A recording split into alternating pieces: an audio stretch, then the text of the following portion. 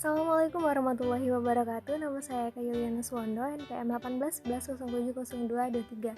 Saya di sini akan memberikan sedikit penjelasan dari materi yang sudah pernah kami pelajari untuk mata kuliah pengembangan kompetensi guru anak usia dini. Oke, selamat menyaksikan. Istilah kompetensi atau competence dalam bahasa Indonesia diartikan sebagai kecakapan atau kemampuan. Kompetensi yang harus dimiliki seorang guru sebagai agen pembelajaran pada jenjang pendidikan anak usia dini, termasuk di dalamnya adalah guru TK. Meliputi beberapa hal. Yang pertama itu ada kemampuan atau kompetensi pedagogik. Ini adalah kemampuan mengelola pembelajaran peserta didik yang meliputi pemahaman terhadap peserta didik, perancangan, dan pelaksanaan pembelajaran, evaluasi hasil belajar, dan juga pengembangan peserta didik untuk mengaktualisasikan berbagai potensi yang dimiliki setiap peserta didik. Kemudian selanjutnya ada kompetensi kepribadian. Di sini maksudnya kepribadian pendidik yang mantap, stabil, dewasa, arif, bijaksana, berwibawa, dan dapat menjadi tauladan bagi peserta didik, serta yang paling penting adalah berakhlak mulia. Selanjutnya ada kompetensi profesional. Di sini maksudnya kemampuan pendidik dalam penguasaan materi pembelajaran secara luas dan mendalam yang memungkinkannya untuk digunakan dalam membimbing peserta didik agar peserta didik memperoleh kompetensi yang ditetapkan. Kemudian ada kompetensi sosial. Di sini adalah kemampuan pendidik berkomunikasi dan berinteraksi secara efektif dengan peserta didik, sesama pendidik, tenaga kependidikan, orang tua atau wali, kemudian masyarakat, dan semua pihak yang bersangkutan dalam sebuah lembaga.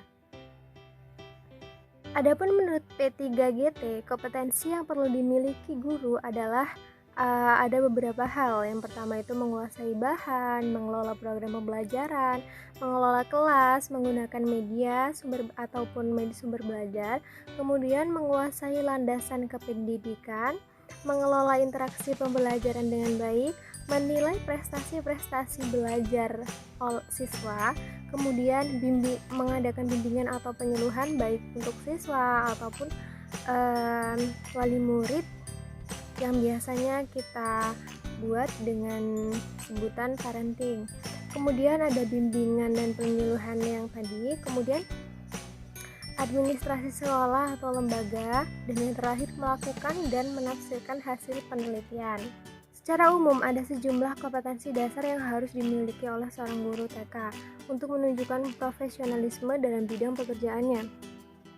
Standar kompetensi tersebut ada yang dikemukakan oleh National Association of Education for Young Children atau NAECH tahun 1994 yang merupakan beberapa hal berikut, yaitu yang pertama mendukung perkembangan dan belajar anak, kemudian membangun hubungan dengan keluarga dan masyarakat, mengamati, mendokumentasikan dan menilai, kemudian mengajar dan belajar.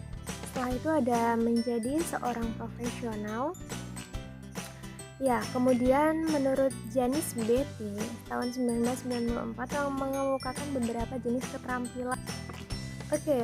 Kemudian ada pendapat dari Janis Betty tahun 1994. Beliau mengemukakan bahwa ada beberapa jenis keterampilan untuk guru pendidikan prasekolah atau PAUD. Yang pertama ada memelihara keselamatan kelas, memelihara kesehatan kelas, membangun lingkungan belajar, meningkatkan keterampilan fisik, meningkatkan keterampilan komunikasi, meningkatkan keterampilan kreativitas, kemudian menumbuhkan konsep diri positif, kemudian ada menyediakan bimbingan penyuluhan, memperkenalkan peran serta keluarga, menyediakan pengelolaan program, dan menanamkan sikap profesionalisme. Selain keterampilan tersebut juga ada beberapa kompetensi yang perlu dikuasai guru TK menurut Janis Betty.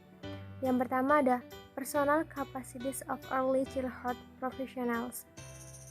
Di sini ada beberapa poin yang perlu kita amati. Yang pertama ada sensitif terhadap perasaan dan kualitas berpikir anak.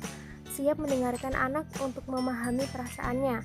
Kemudian menggunakan bentuk komunikasi nonverbal dan menyesuaikan bahasa orang dewasa untuk memaksimalkan komunikasi dengan baik.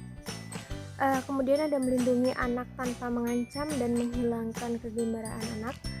Menerima individualitas anak dan menggunakan perbedaan individual secara positif dalam kelompok anak. Kemudian ada melatih pengendalian tanpa mengancam. Kemudian responsif secara emosional, menunjukkan kegembiraan dalam keberhasilan anak dan mendukung pada saat anak mendapat hambatan, membawa humor dan imajinasi ke dalam kelompok anak. Kemudian yang terakhir, bertanggung jawab untuk memaksimalkan anak dan kekuatan dan potensi keluarga. Kemudian jenis Betty juga menjelaskan beberapa hal.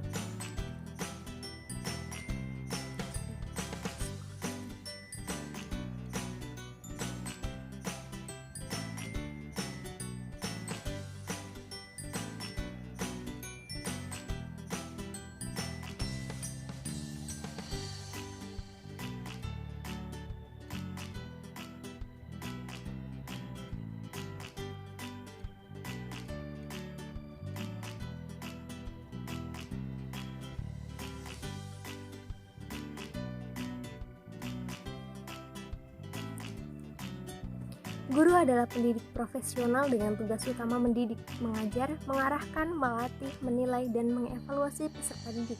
Pada pendidikan anak usia dini, jalur pendidikan formal, pendidikan dasar, dan pendidikan menengah. PP 19/2005 Pasal 1.1. Teacher is the heart of quality education.